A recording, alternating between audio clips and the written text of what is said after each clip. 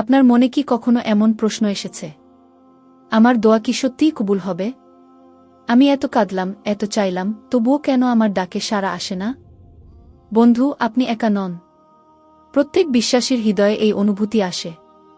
কিন্তু আমি আপনাকে আজ একটি সুখবর দিতে চাই। আল্লাহ মুমিনদের অভিভাবক। সূরা বাকারা আয়াত নং 257। বন্ধু, যখন আপনি দোয়া করেন তখন আল্লাহ তার সাথে সাথেই শোনেন। তিনি আপনার কান্না দেখেন, আপনার কষ্ট বোঝেন। কিন্তু তিনি জানেন কখন, কোথায় এবং কিভাবে আপনার জন্য সবচেয়ে ভালো। হয়তো আপনি যা চাইছেন তার চেয়েও ভালো কিছু আপনার জন্য অপেক্ষা করছে। হয়তো এই দোয়ার বদৌলতে আল্লাহ আপনাকে একটি বিশাল বিপদ থেকে রক্ষা করছেন।